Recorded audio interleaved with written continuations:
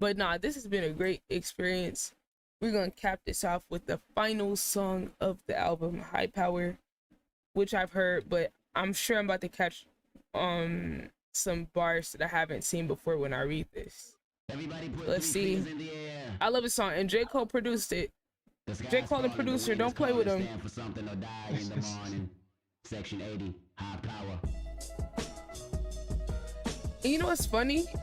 I think Jit was trying to get HiiiPower cleared for his song 2007 on his last project, and TDE wouldn't clear it. And I was like, wait a minute, didn't J. Cole produce on that? How y'all not going? How the dude that owns this label can't get a song he produced? I just thought that was kind of funny. Ain't no telling. Maybe they ain't like what he said in the song. I don't know if you had to send the song to people first before. They didn't want to clear it. Yeah, they don't want to clear it. So, he did end up getting it on the project later though, but it was way after the project came out. Visions of Martin Luther staring at me. I feel like they're trying to sabotage because they're doing better. Yeah, I feel like they're trying to sabotage because Dreamville's on top right now. And they knew Kendrick was leaving. They're saying like, no, we're not about to give you. Come on, no. This is one of our songs. Luther staring at me. Malcolm X put a hex on my future, someone catch me. I'm falling victim to a revolutionary song. The Serengeti's clone.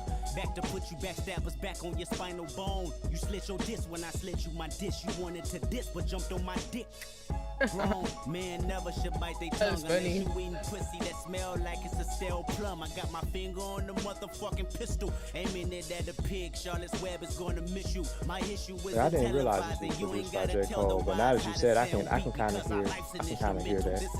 Right, the joke, J. Cole isms. From diabetes if these other niggas wrote it, and everything on TV just a figment of imagination. I don't want a plastic nation, dread that like a Haitian. Why you motherfuckers waiting? I be off the slave ship, building pyramids, writing my own hieroglyphs.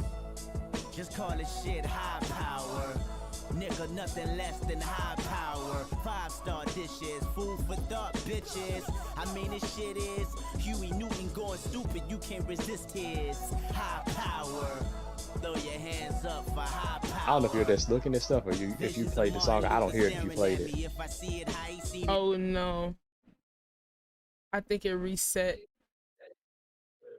I forgot. I accidentally exit. That will make my parents happy. Sorry, mama, I can't turn the other cheek. They wanna knock me off the edge like a fucking widow's peak. And she always told me pray for the weak. Them demons got me. I ain't prayed in some weeks. Dear Lord, come save me. The devil's working on. He probably clocking double shifts, so none of his jobs. Frightening, so fucking frightening, enough to drive a man insane. I need a license to kill. I'm standing on a field full of landmines, doing the moonwalk, hoping I blow up in time. Cause 2012 might not be a fucking legend, trying to be a fucking legend, the man of mankind. Who said a black man in the Illuminati? Last time I checked, that was the biggest racist party. So get up off that slave ship, build your own pyramids, write your own hieroglyphs. Just call it shit high power. Nigga, nothing less than high power. 5-star dishes, food for thought, bitches. I mean, this shit is Bobby Seale making meals. I like that. I like that. He said 5-star dishes, food for thought. So, like, there's food for thought, which is just something to kind of, like, think on that makes you think. But he said his food for thought is a 5-star dish, though, which I would argue it is. It is. That's fine. Bobby Seale, that's the Black Panther dude, right? Yep, co-founder of Black Panther Party. Oh, interesting. Then he says Bobby Seale's making meals. Back to reference to the food for thought, because the stuff they were doing back in the day did really make people think to the point where it shifted what entire communities of people were doing. So, you know, cool how he referenced Huey P. Newton, who's the other co-founder of the Black Panther Party, Bobby Seale. All that, you know, which, if I'm not mistaken, was started in California, and then branched out to other places in the country. So, little history. He said he be talking about history in his songs, okay? Can't resist He his said he talk about money, clothes, cars, clothes, history. power. Throw your hands up for high power.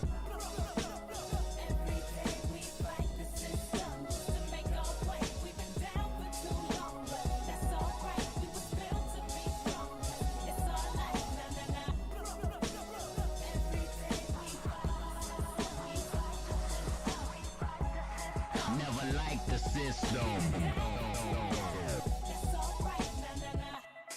Who said a black man in Illuminati? Last time I checked, that was the biggest racist party. Last time I checked, we was racing with Marcus Garvey on the freeway to Africa till I wrecked my Audi. And I want everybody to view my autopsy so you can see exactly where the government has shot me. No conspiracy, my fate is inevitable. They play musical chairs once I'm on that pedestal. Frightening, so fucking frightening, enough to drive a man insane. No one Interesting. What does he mean by that? They play musical chairs while I'm on that pedestal. Oh yeah, okay. That's kind of what I was thinking.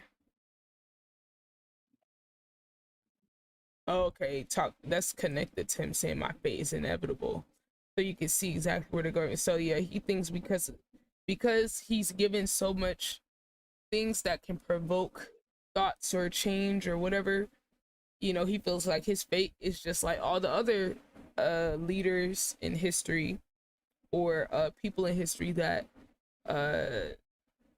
tried to significantly shift the way things were done, especially when it comes to workers' rights, gun rights, you know, referencing the Black Panther Party and other revolutionaries. They were, a lot of them, killed by the government. That is not a conspiracy, like that is a fact. So he's saying, like, because I'm on that same wave, I feel like my fate is inevitable, and they'll play musical chairs once I'm on that pedestal.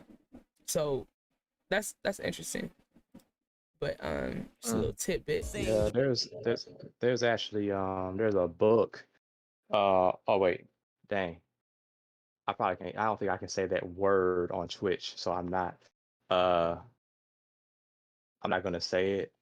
But anyway, there's a book about that that basically says, like, if you become a revolutionary, you pretty much, you know, expected to die. You know Right. what I'm saying? So yeah. Either they're gonna hack you up themselves, get somebody else to do it, or you're gonna have to bend the knee and like be silenced or just shut up, or go to jail and be a political prisoner. Those are pretty much the options. Or become a covert operative for them. That's the other alternative. So it's a few different paths that we've seen historically, you know, for these types of figures. Just interesting. the reason Lauren Hill don't sing or Kurt Cobain loaded that clip and then said bang. The drum it brains crazy. Product of the late 80s. Trying to stay above water. That's why we shun the Navy. So he trying to say that's why Lauren Hill don't sing no more? In Laura's letters addressing her tax evasion case, she talks about her leave of absence. She left the public eye to raise her family in a quality environment, which was and to maintain her integrity as an artist, which was constantly threatened and pressured to make music for the wrong reasons. Record industries and the groups that fund them are controlled media use public figures to promote and glorify sinful and dangerous lifestyles because of their influence on those who idolize them in their music. Yeah. Play me, let's set it off. Cause a riot, throw a model off. Somebody told me them pirates had got lost. Cause we been off them slave ships. Got our own pyramids, write our own hieroglyphs. Just call it shit high power. Yeah, nothing less than high power. 5-star dishes, food for thought, bitches. I mean, this shit is Fred Hampton on your campus. You can't resist his high power. Throw your hands up for high power. Thug life. Thug life. Okay. We did it, you guys. Everybody put 3 fingers. We did it. We're done. Album reaction, ladies and gentlemen. We've officially finished the album. How long has it been? Like 5 hours later, but that's okay. So I'm gonna just give a quick summary of my thoughts on this. Um, this is a great project. Very complex, multi-layered, tackled a lot of complex issues.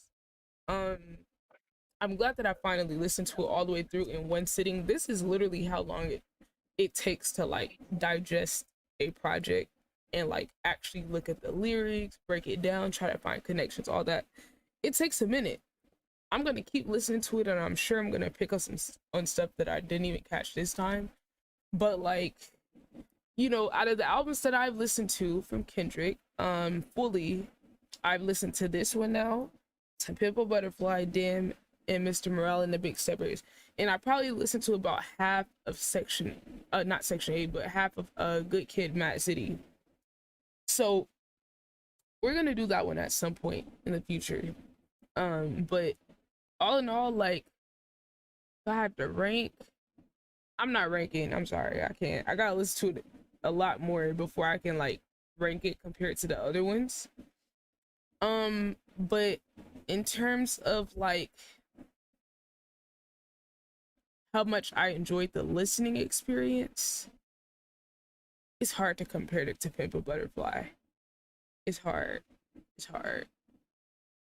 But like I feel like he evolved even more since this project on that one. Damn, he evolved even more. But I still think I like To Pimp a Butterfly better as a project than Damn. But Mr. Morale and the Big Steppers, I need to listen to that a few more times all the way through. But I know for if we just take one song off of that project, there was that one song. What was this song? The one where he was having like the back and forth with the girl. Oh, we cry together. Yes, that was like, I feel like that was like a peak in terms of like his storytelling ability, and like kind of give shades of like older Kendrick, you know, like around this time ish. Maybe around like To Pimp a Butterfly more so compared to like Damn. It sounded like him getting back more to like that original song, but he still sounds evolved. And like that type of song, I feel like demonstrates what we were talking about with how you were talking about her vices and his vices on some of those songs, and how you don't feel like it was telling from a woman's perspective. I feel like that song shows the evolved version of him being able to do that, being able to speak from the male and the female perspective and make it into a song. So it's just kind of cool to like hear like where he started, because he was already very complex from the beginning. So it's like he was already complex, but now it's like, okay, I see.